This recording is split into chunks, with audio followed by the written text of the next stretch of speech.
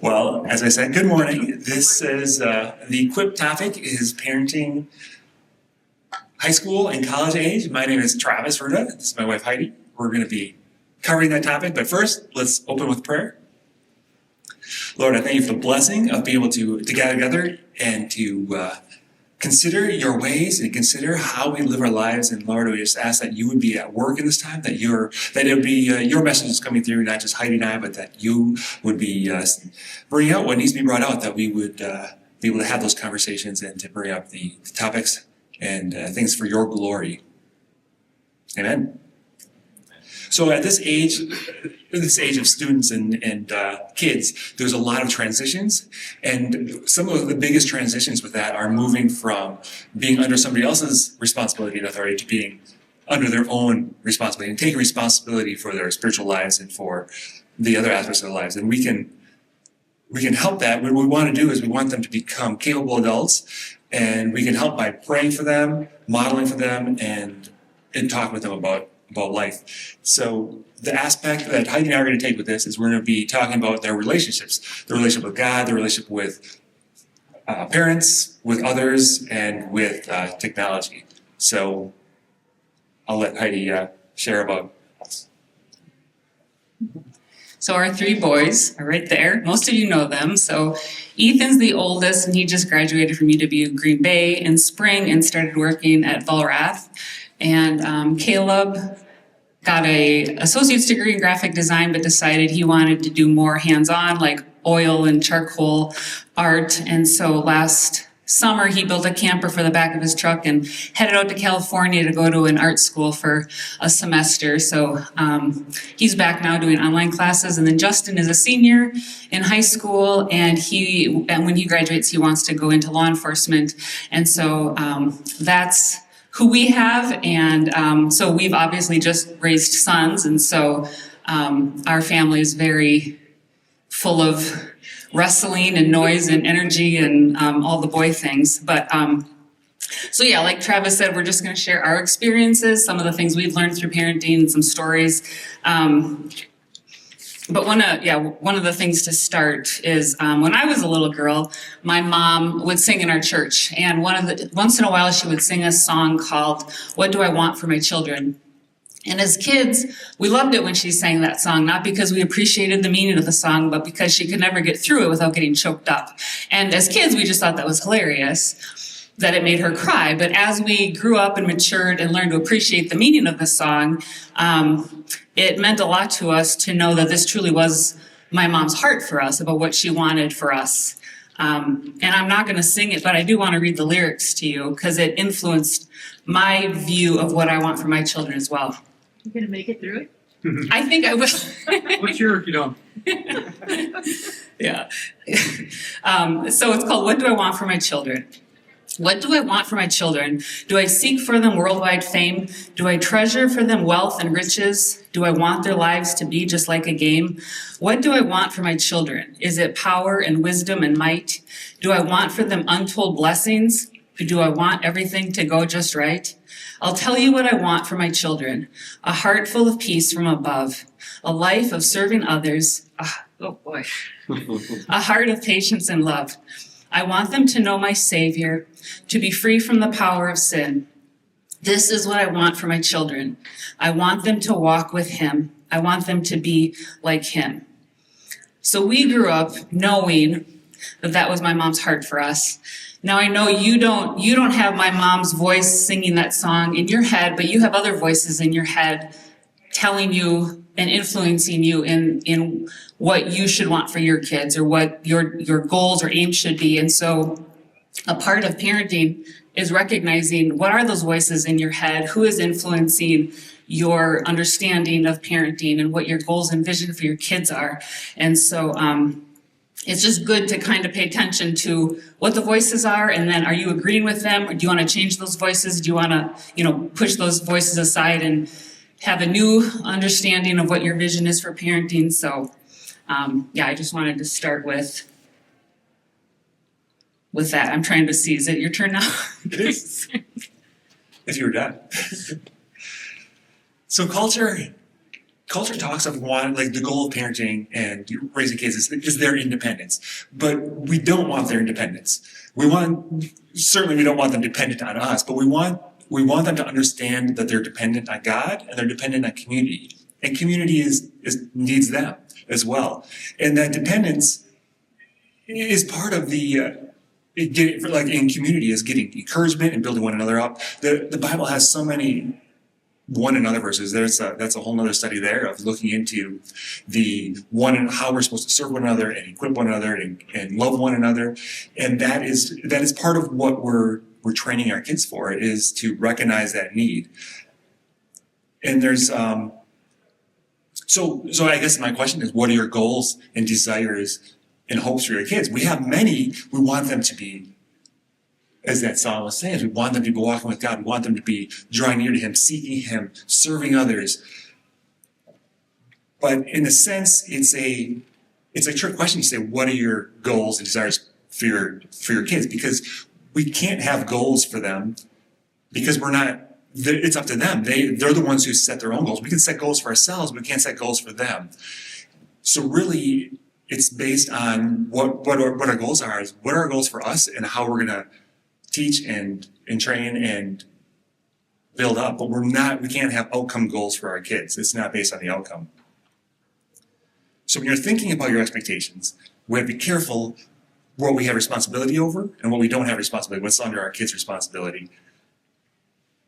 But we can and we need to set goals for ourselves. We need to have those goals and we need to work towards them. And we also need to be training up our kids. And just recognizing what's out of our control, though. So that's where the action steps. And my goal as we go through this is to be hitting on the point of we need to be praying for our kids, we need to be modeling, living out for our kids, and we also need to be talking about what we're living out. So part of that is, and part of how we do that is the dangers of passivity or overbearing on our kids, because we can tend to say, okay, well, they're living with us. When they're in high school, we have control over them, and we can force them to do what we want. And in a sense, we do, because we have some control over that. But we don't want to be overbearing. We want to be building them up. So there's essentially it's like there's two ways to mess up. I kind of look at it as like you're walking down the sidewalk. Walking on the sidewalk is what we want. You can fall off on either side. One side is overbearing and controlling, and the other side is passivity and not taking initiative. And that's it for me. That's my danger, is to land on the passivity side. It's easier to just let things play out and see how they go, and not to take that initiative. But we're all going to have different things we need to fight against to stay down the center. Are you going to fight passivity, or are you going to fight overbearing? But stay in that middle, which is, there's room to move around there. So before we discuss relationships with our kids, because I guess I didn't mention that. We're going to be talking about the relationships with God and others. But before we do that, the marriage relationship is the first step, and Heidi's going to hit on our relationship, our marriage relationship. Because newsflash for everybody, moms and dads typically parent differently from each other.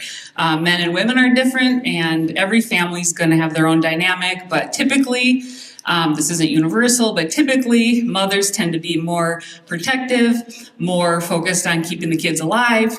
The dads typically are focused on adventure and going out and trying and taking risks. And so I think that's pretty typical, and that's true for us.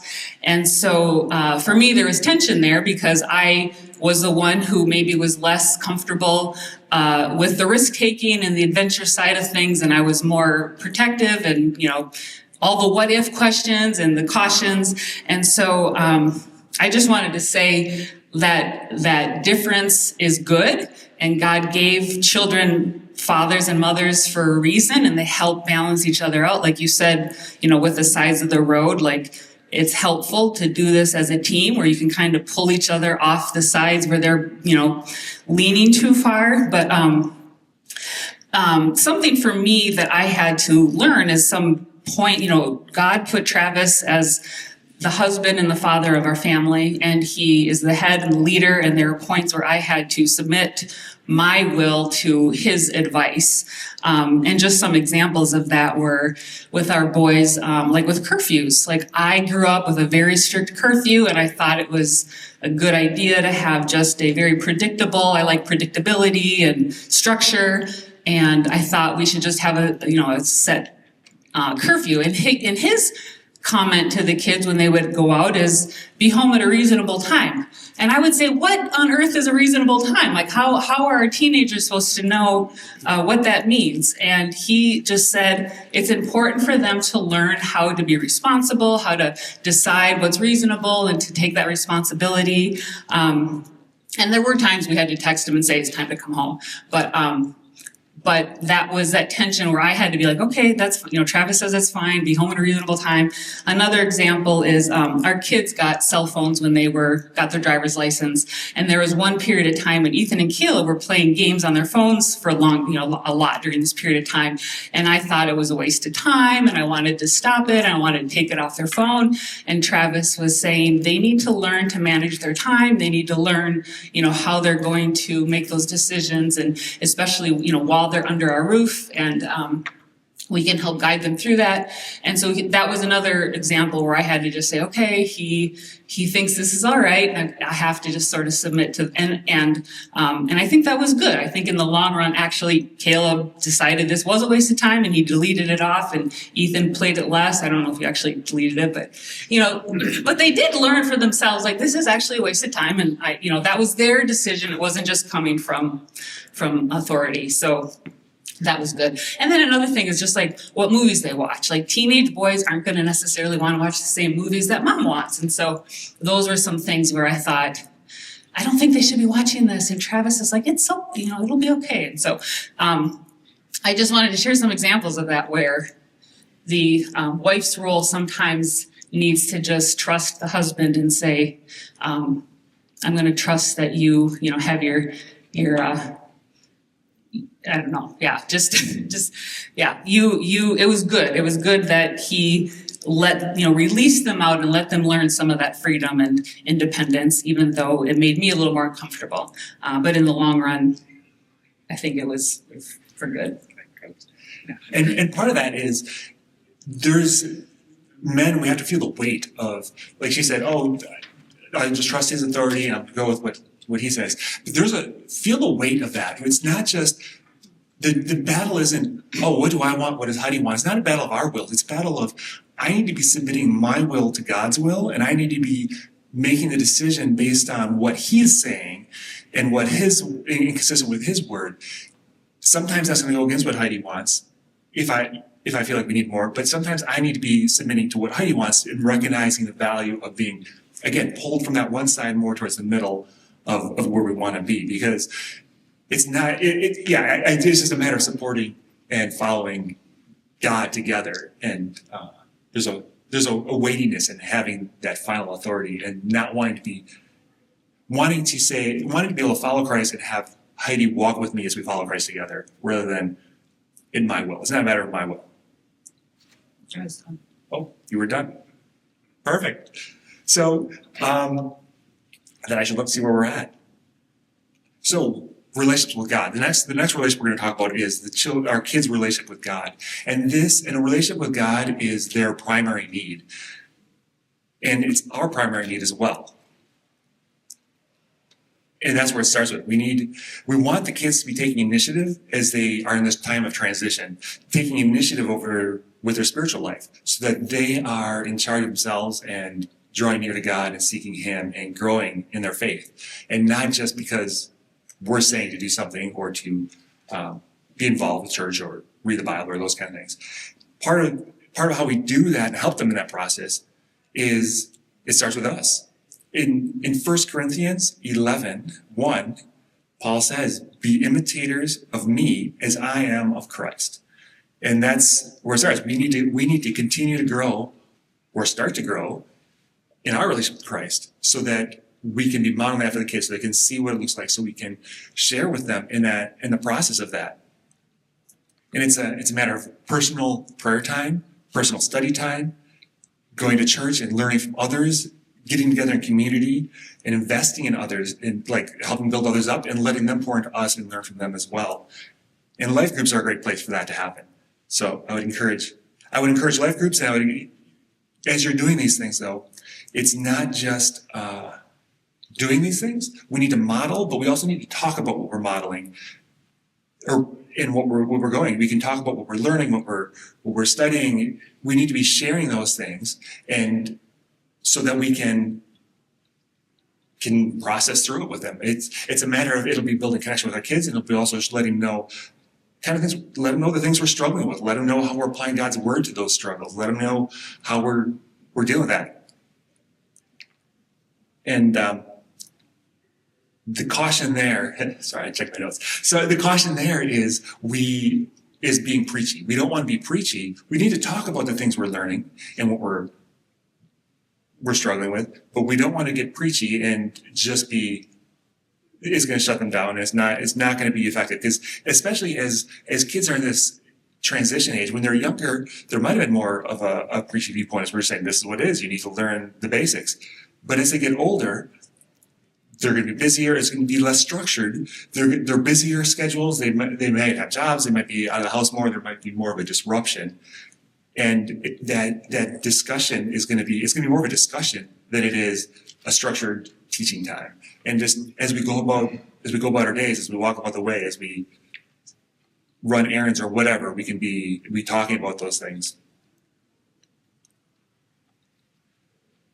And it's not just about us. The avoiding the preaching side is not just about us and what we're wanting to communicate to them, but also asking them what they're learning and hearing what their struggles are, and engaging them with their with where they're at. And this is the beauty of marriage, because I'm not good at this, and I have I'm learning. I'm practicing learning that, being that self-revealing, because we need to be self-revealing and opening up about ourselves. And I'm still learning and trying to do that. So it's important for us to have our kids' dependence on God and His grace and forgiveness. Part of that is also, it's not about, it can turn into a legalistic thing of just having a certain image, like, oh, we want our kids to see us doing this, or our people to see our kids, whatever. But it's not about either a checklist of like, oh, I read the Bible today, check. It's much more than that. Our desire is for our kids and for us to connect with God and to hear His voice through His word and in prayer. So if it's just a checklist, or if it's just doing it for show, that's not going to be helpful, and it's not going to be happening that way. So this is, in this age transition, we want to transition our kids from parenting, from a more advisory role into more of a peer role, as we're connected with them and helping them launch into their individual dependence on God. Next, we're going to talk about relationship with parents and transition to that. But before we do, did you have anything you want to add? All right. So the next topic to discuss is our kids' relationship with their parents, with us. And and this is where I kind of mentioned already, we want to be self-revealing. We want to be sharing about life as we go about, and helping them, and understand. We need to understand, to do that, we need to understand our own experience. And part of that is our experience with our families of origin, with our parents, and how did they do things? What did we learn? We need to pay attention to that, because there's good things that our parents did that we want to copy and make sure we're doing. And there's also things we didn't like so much and that didn't work so well. And we need to be intentional about avoiding those things, because if we're not intentional in dealing with, in understanding and dealing with our past, it's going to bleed over into how we deal with our kids without even realizing it. One of the things with that is, in growing up, my family didn't talk about emotions, we didn't talk about feelings, so I'm not comfortable doing that, and I'm still learning to do that.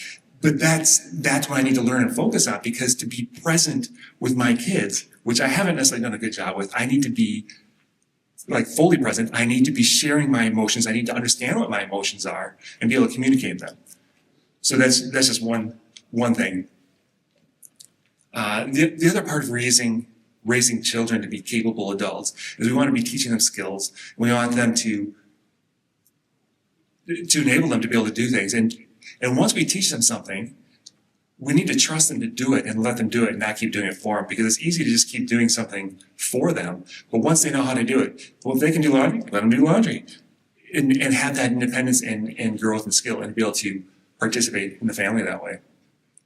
Well, and I guess an example of teaching skills is a couple months ago, Justin needed to fix his power steering, put a new power steering cable in his car.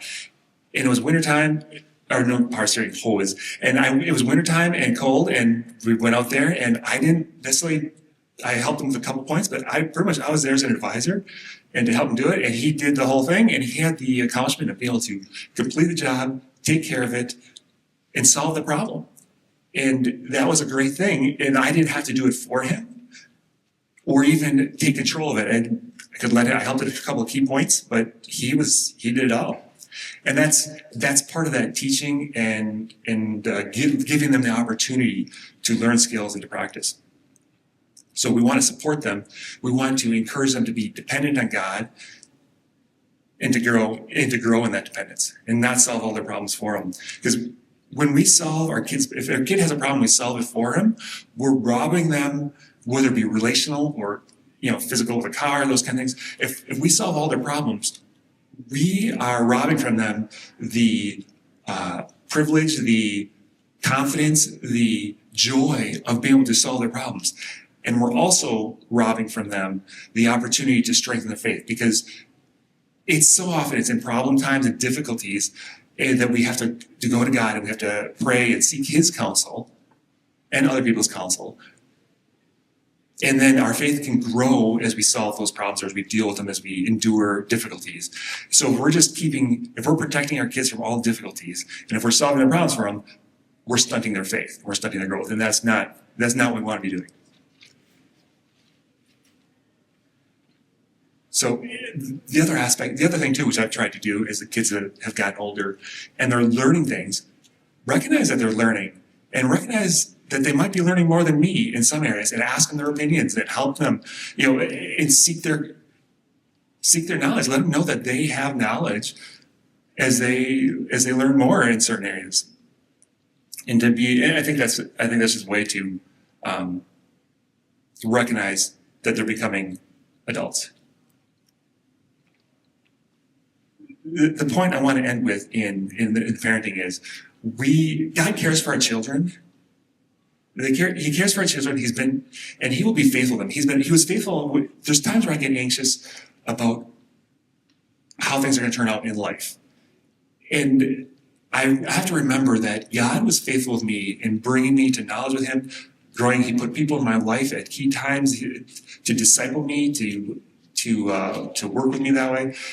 He's going to do the same thing with my kids. I don't know. I'm not in control of how things go with them. God's in control, and He's faithful, and I can trust my kids to God. I don't have to try to control their lives. So now I'll let you have the next. I have a little bit more about relationships with the teens and the parents. And the first thing that I've had to learn is just showing humility and to tell my kids, I've never raised teenagers before. Like, I'm figuring this out too. Like, you're growing, becoming more independent. I'm trying to learn how to, give you more independence. And so I've just had to tell my kids, I'm trying to figure this out too. And I've had to say to them, like, I see your competence. I see you're capable. I'm just struggling with releasing that, especially with Caleb going off to California with his camper truck. And, that was a big releasing thing for me, where it's like, okay, I can see that you're completely capable, but my heart just kind of pulls a little bit. So there's just that, just to be honest with your kids about, and it might help them have a little more grace towards you when you're struggling with some emotions.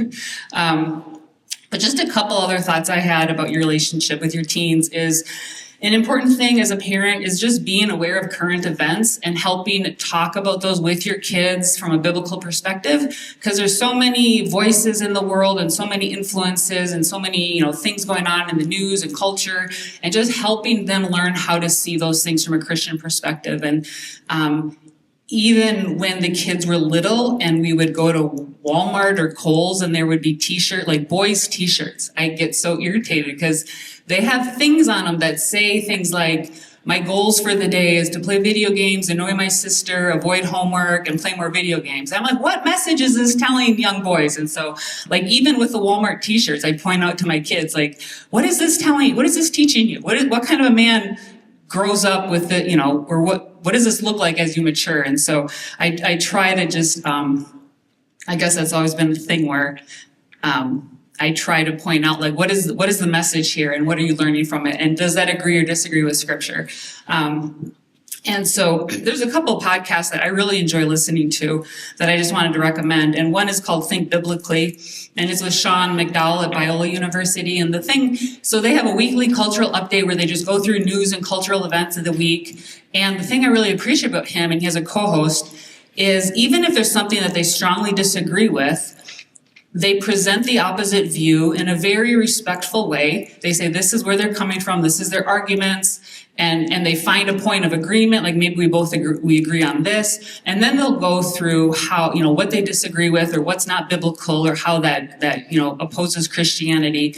But they do it in such a respectful way. I feel like it's such a good example for myself and for the kids to hear, just how to hear other opinions and understand them and communicate them in a way that is still respectful and not just, you know, tearing another opinion down, you know, without giving it a rational effort at understanding where they're coming from. And another one is Breakpoint with John Stone Street, and they're with the Colson Center for Christian Worldview. And so I just like listening to them to hear how to process current events through a biblical perspective and know how to respond and know what our opinions and things in culture should be. And then another thing about your relationship with teens that I've had to work through is teens are at a higher developmental stage where they can think more independently, they have other opinions, they might not like, you know, do things the same way you do. And so I have felt as my kids have gotten older, like there's just a little bit more of a spotlight on me, like they can see me a little bit more, you know, like they see my mistakes, they see my weaknesses, and it just feels a little bit more vulnerable. And that's a good thing because they are growing and they're maturing and they're seeing things differently. But it's been something where I've had to just feel more humbled, where they're seeing my imperfections now. And when they're little, they kind of see you more as, they don't see all those imperfections. And just kind of a silly example, but a real one is, for years, Caleb has been making some of his own meals. You know, he wanted like high protein things for his lunches at work, and then when he was in California. And his way of making meals is he very methodically at the beginning of the week will come up with a couple recipes, go to the store, get them, make them, put them all in containers and have them ready for the week. And my meal planning style is you open the freezer, you see what you have, you open the cabinets, you kind of figure out what you can piece together. And he looks at me, he's like, how on earth do you do this? Like, how do you meal plan this way? I'm like, I don't know. It doesn't work well. And like, that's the reality. If he honestly has a better method, a better plan, like I wish I could be more like him in that. And I've just had to acknowledge, like, I don't do it well. Like, you see that, I see that. Like, when they were little, food just showed up on the table and it was just amazing. And now my method is being critiqued and seen. And so it's just a little bit, it just feels more vulnerable. And so I've needed to just acknowledge too, like, that's a good thing there, and it's a part of the separation process. As long as it's done respectfully, you know, you don't want them to just critique too much. And then the final thing is, as a mom and dad, just being really careful. Don't tear down their masculinity and femininity. There's so much division in our culture on every sort of dividing line of what you can tear down. And male and female is one that really gets a lot of criticism. And we really want to honor God's design. He designed male and female. He called it very good. And we want to, especially the opposite sex parent, to speak into their masculinity or femininity.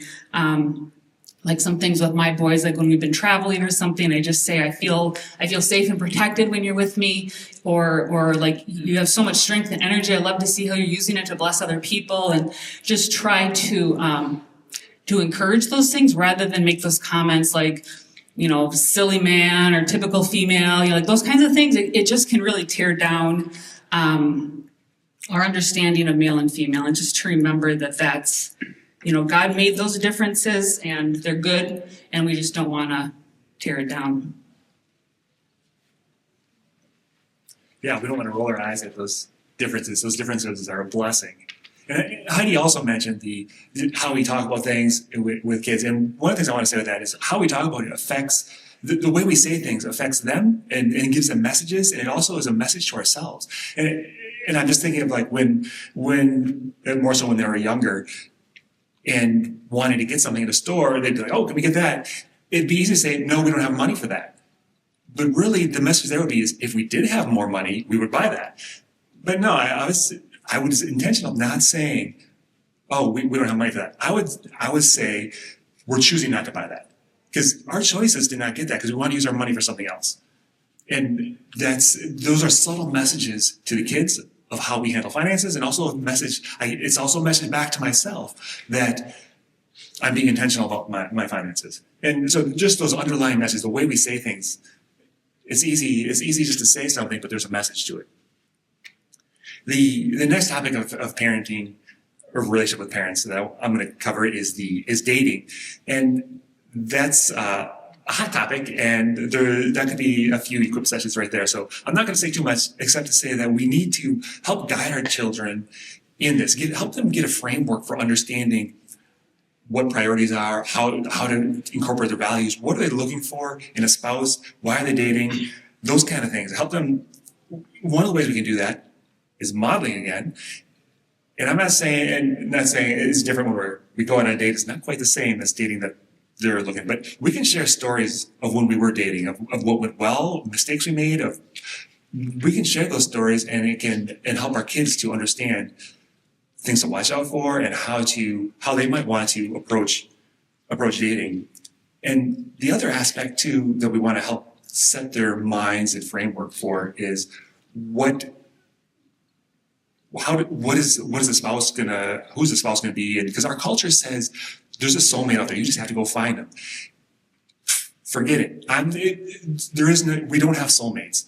We can find good Christian people with like values who want to, with similar views on parenting or whatever. We can find a person. We could make marriage work with a lot of people. And once you marry somebody, they're your soulmate. That's your person. So it's not a matter of trying to find the right person out there. There's a lot of people that you could make work. It's just going to be work. And no matter who you choose to marry, it'll be work, as you all know, almost all of you. The other thing is to help them think through what theological things there are that are not, this is the core thing that can't be flexible and this is flexible, to help them, because it's easy to think that this is the way we grew up, this is what's right, what my current understanding is right. But the Bible, we need to let the Bible be gray where it's gray. If something could go, there's different beliefs that fit within it. There are some things that are super clear, and this is foundational. And we need to help make those distinctions. And some people, the gray areas, they feel strongly about it, and that's going to be something they need to know about before they look for a spouse. The other aspect I think we need to focus on with dating is, while they're single, is encouraging. I'm encouraging my guys to, while they're single, to be developing themselves, to become the husband, to become the person that their wife would want to marry, to build their character, to be focused on drawing near to God, and to be serving others, and to develop their character. The last topic, okay, I said I wasn't going to say much about dating, but here I am still going. The last topic on dating is to use it as a reminder as parents. An empty nest is coming. Ask God to prepare your heart for that. Pray about it and prepare yourself, because it can sneak up. And from conversation, we're not quite empty nest yet, but from conversation we have with people, it tends to sneak up on the husbands more than the wives, and they're surprised by it more and affected. But we all need to be preparing our hearts for the natural progress of the way it's supposed to go.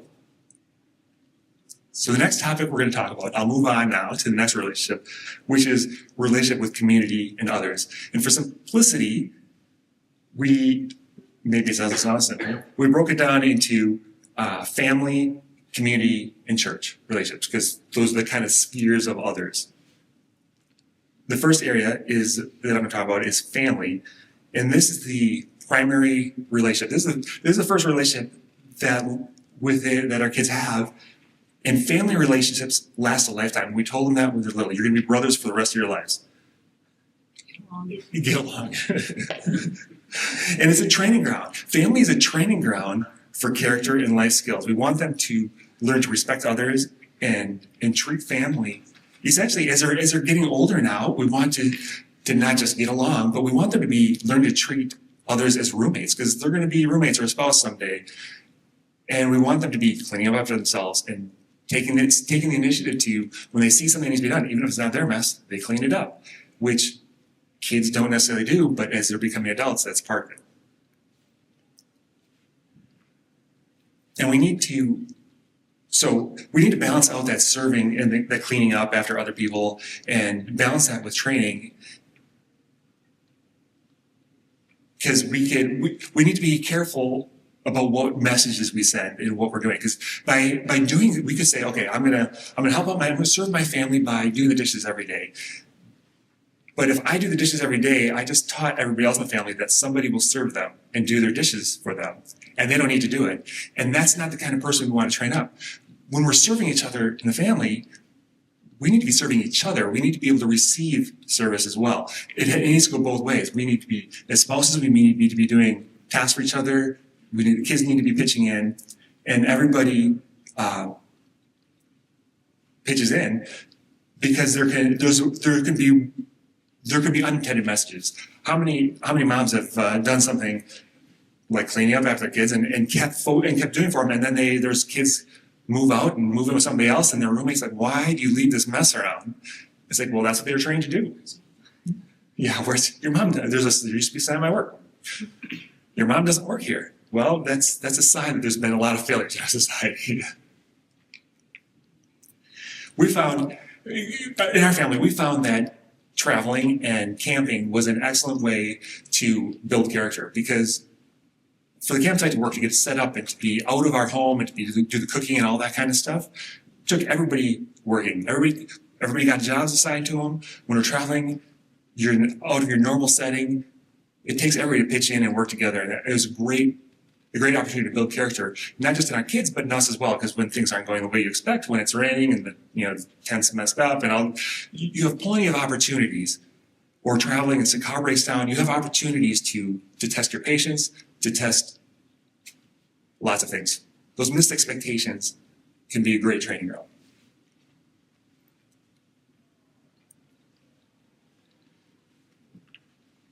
So now I'll move to you, I guess. We're on to Yeah. Relationships with others. And just a few thoughts I had about training and teaching our teenagers in their relationships with others in the world is focusing on heart formation, about loving others. The scripture says, out of the overflow of the heart, the mouth speaks. And so how we talk about others influences our kids' heart formation. Romans 12 talks a lot about others.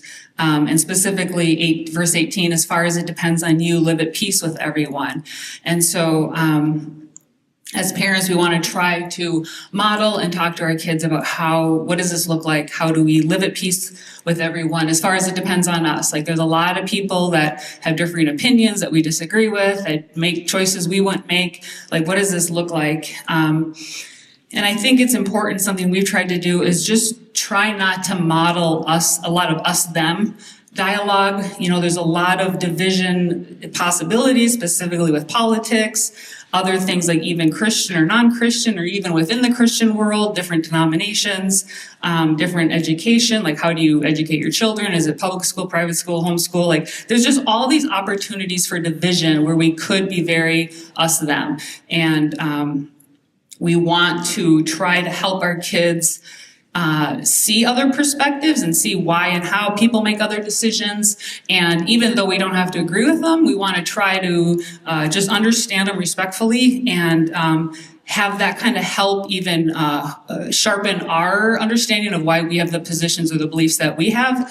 It's not a good idea to just dismiss people as, well, they're crazy or uneducated or uninformed or whatever. It's helpful to actually understand where another person might be coming from. Proverbs talks a lot about this, and just a few verses I wanted to share is in Proverbs 18:17, the one who states his case first seems right until the other comes and examines him. We want our kids to know counter arguments. If we just kind of train them, like, here's how we should think, and then they go out and they hear someone who's very well educated that has a very different opinion, we don't want them to kind of be shocked and like, well, I didn't know there was a valid argument for another position. We want them to try to understand that and help grow their understanding. Proverbs 18:13, if one gives an answer before he hears, it is his folly and shame. Proverbs 18:2, a fool takes no pleasure in understanding, but only in expressing his opinion.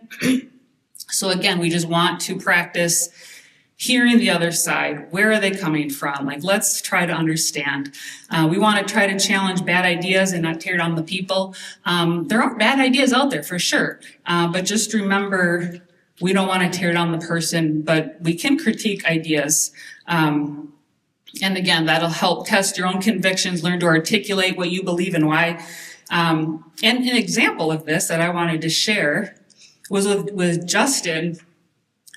Last fall, he was driving around town and he went down like on the corner by Walgreens. They were having some political protest. I think it was like a No Kings rally or something. And people were out there holding up their signs. And Justin pulls over and he goes up to a woman and he says, I've been learning in school about a lot of different political ideologies, and I'm just wondering what you are seeing in our country, or what are you concerned about? Like, I'm just curious. And so she shared with him what her concerns were, what she was out there rallying for, and he thanked her for sharing her thoughts with him. And then he goes, do you mind if I just pray with you right now to pray for the Lord's guidance over our leaders in our country? And she agreed. And then he, again, just said goodbye. Thanks for talking to me. And when he came home and told me that, my first thought was, I would never do that. Like, I just wouldn't. But then I thought, what a great example of him just being interested and curious and like wanting to hear, like, what are your concerns? What are you seeing? And he didn't get into any debate. He just heard the person's perspective, and then modeled bringing that concern to the Lord. And so I think we can all model more of bringing those concerns to the Lord rather than getting in like back and forth arguments or debates with people that we might disagree with. And then just with teenagers talking, they're talking about their future jobs, careers, education, what kind of directions they want to go in life. And just, again, the same idea of not disparaging other people's job choices, education choices, like just recognizing how we need everybody's role in society, like whatever level or direction that might be. Just, it's so easy, again, to have so much division and criticisms of different roles in society, different jobs, and just recognize how we all need, people out snow plowing today, clearing our streets. I'm so thankful for all those different roles that we have in society. And I just want our kids to appreciate all those different roles.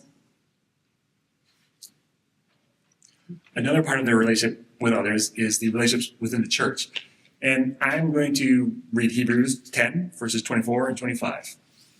And let us consider how to stir up one another to love and good works, not neglecting to meet together, as is the habit of some, but encouraging one another, and all the more as you see the day drawing near.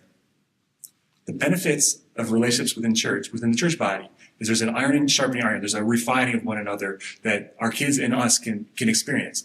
It's an opportunity to serve others and to be part of a larger mission. And we see in that verse those benefits of encouraging one another and being spurred on to love and good works. And don't neglect that. That's what we want.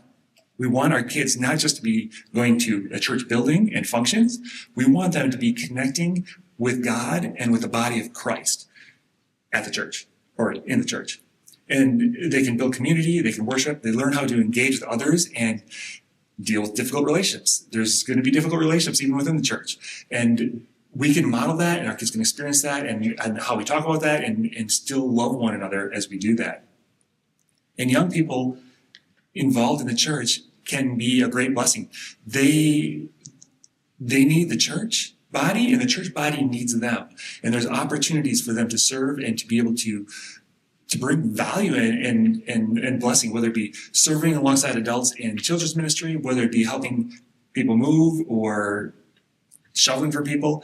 Our kids have helped since we've got boys that have been mostly focused on using their muscles and strength, but using like shoveling for somebody who was ill and had surgery, and they went and shoveled for them when there was a snow while they were recovering. They've helped elderly people flip mattresses or run errands, just driving them around to different locations. There's lots of ways for our youth to use their energy and their strength to be a blessing within the church body, within the community.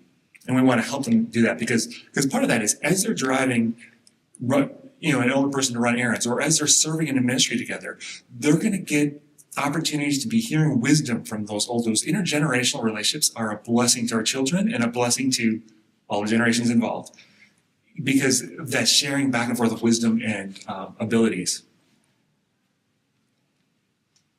So, and it's going to start with us. I started out kind of saying earlier at the beginning was that there's the ways we help our kids is modeling and talking and praying. And we can model it too by being a church family. And by church family, I mean be a family who comes to church, who engages, who's involved with different ministries and gets to know various people. It's a way to hear what needs are. It's a way to learn to serve and to also be blessed by having others serve you as well. It goes both ways. We need to be involved in that. So I'll let Heidi go on to the last relationship we're going to go. Technology. I just wanted to include technology because we all know the creep that technology and phones have on all of our lives. And especially with teenagers, like they're trying to manage figuring out how to manage their time again, like technology, all the social media apps and all these things that are really drawing in a lot of our kids' attention. I was just reading an article a couple weeks ago about the percentage of teenagers who are having romantic relationships with AI chatbots. And, there's this whole new world of issues involved with technology. And so I just wanted to share a couple examples and then maybe some suggestions of how technology can be a concern. Just an example with Ethan, when he was in college, he was on Snapchat with a bunch of friends because that's how they all communicate. And a friend was over one Saturday, they were in the living room talking. And, if you know Snapchat, like you have to send a selfie picture of yourself to your friends every day. And then you get these snap streaks. And then it's like the more days in a row you send your selfies to each other, you're like a better friend. Like it's this week. I mean, that's what it is. Ethan is completely uninterested in taking selfies, but it's like, this is what they do on Snapchat. And he was talking to his friend. He says, I think I'm just going to get off Snapchat. I don't like doing this. And his friend said, well, you better explain to your friends why you're doing this or they're going to think you're not a good friend. And I was overhearing this and I said, do you hear how you're letting Snapchat define friendship for you? Like these social media sites are defining what it means to be a good friend. And sending a picture of yourself to your friend for 30 days in a row does not make you a good friend. And so I'm not saying don't be on social media, don't be on Snapchat, but that's your decision with your family. But talk to your kids about what is friendship. Like what does it mean to be a good friend? And I promise you, social media is not in agreement with what that means. Like they're looking for you to be on their site as much as possible, which means using it every day and sending, their motive is a bottom line. Our motive as parents is a totally different definition of what friendship is. And so just have those conversations with your kids about how is social media defining friendship and what is real friendship and what does it mean for you to be a friend? So just be aware of those social media sites, what they're kind of teaching and training young people to think about relationships and friendships, and just have a conversation. So much of it is just having the conversation. Another example, a couple years ago at Christmas, we had some family over, and my niece was sitting on the couch, And she was just going through her phone, just scroll, and for a long time. And so some of us were talking about like, let's watch a Christmas movie. And I said to her, would you like to watch a movie? And she's, scrolling, and she's like, no, I don't really like to watch movies. I just can't stare at a screen that long. And I was floored at just how she didn't recognize, like, you've been staring at a screen for hours, but her thought of like, I just don't like to, stare at a screen that long. What she really was saying is, I don't have the attention span for a 2-hour movie, which I kind of come from the grandpa on Princess Bride at the beginning, where he said, in my day, television was called books. Like, I love that line. So, the thought that you can't even concentrate on a movie, it's another level of attention concern. And so we know the short form videos, we know what that's doing to our attention span, whether it's TikTok, all the shorts, and every platform has them now, just those short videos that you just scroll. And we know that uses the same brain chemistry as slot machines. It's that, what's that called? Like alternate reward, the reward, I forget what it's called. Dopamine? Well, yeah, the dopamine, but there's like this very, very variable rewards, and you're flipping through. Anyway, I would just suggest like the short form videos, try not to get too involved with, because they just keep your attention glitching constantly. So, the other thought about technology, with all of, just things turning AI, technology, efficiency, life hacks, like all of these things, the question that we really need to talk to our kids about too is, what does it mean to be human? What does it mean to be a human? Growing in the fruits of the Spirit, that's not a life hack. There's not a, efficient way of serving and caring for others, like caring for babies, caring for children, caring for elderly, working through conflict, marriage relations. Like, these aren't efficient things that to think about. Like, it takes a lot of time, it takes a lot of effort. But the more we kind of think mechanically, technology, life hack, like all those kinds of things, we start to think like machines, and we're not machines. Like, we need to really talk about, what does it mean to be a human? What does it mean to grow in the fruits of the Spirit? And so just some suggestions that we've done in our family with technology. For teenagers, just no phones in the room overnight. Charge them in the kitchen. There's just so many risks for so many reasons to not have phones in the bedroom. I think it's just a good rule to have.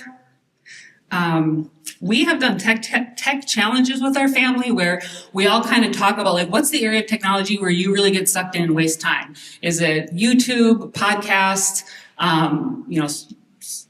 whatever some other examples, like, just social media, news sites, like everybody kind of think, like, here's the thing that I'm spending too much time on. Well, let's make a challenge where we're not going to spend, like, this next week, this next month, however long, like, just a challenge to try to cut that out for a while and go without it. Another example is to talk to your kids about being creators rather than consumers. There's a lot of consuming online, and just to encourage the mentality of being a creator. Like, do you like to write? Do you like music, art, building, cooking, working on cars, whatever? Like, just spend time being a creator. And then it's okay to spend some time consuming a movie or, whatever, but just make sure you're spending more time being a creator than a consumer.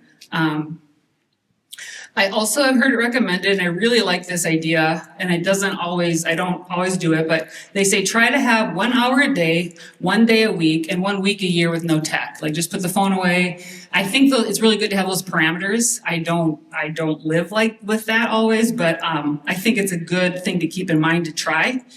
And then a couple books that I have read that I think they're both written in 2017, so I'm sure there's newer ones that you guys probably have been aware of, but the book by Tony Reinke, 12 Ways Your Phone is Changing You, and The Tech-Wise Family by Andy Crouch. They both are Christian authors talking about technology, and I'm sure there's newer options too that you might have suggestions for. And then the last thing is just an encouragement. like read through Proverbs in light of social media. There's so much in Proverbs where I read it and I just feel like it seems like they're talking about social media. And I'm just going to read a couple examples. The Lord hates haughty eyes, running to evil, sowing discord. Where there are many words, transgression is not lacking. Be slow to anger. A tranquil heart gives life, but envy makes the bones rot. One who meddles in a quarrel not his own is like one who takes a passing dog by the ears. And I just feel like there's so many verses in there that are very appropriate towards our view and use of social media. So that was just a topic that I feel like is important. I feel like it's going to be an increasing issue in our time with increasing technology use. Did you have more? Wait, you're going to close. So high school and college age students or children are in a time of transition, and we can help them that transition move to taking responsibility for their spiritual lives and all of their lives. And we, as we heard, helping them in their relationships is one way to do that with, whether it be relationship with God, relationship with others, and relationship with tech, and relationship with, I should have known these. I missed one. Anyway, the relationship we just talked about. And my suggestion for dealing with that is pray. Pray together, pray by yourself, pray for them, and pray for your kids. And then also start with yourself, model. Pursue holiness. And then 3, talk with them and help guide those relationships that we talked about. And then 4, pray again. We need to be praying for our children. Because what do we want for our children? To know Jesus.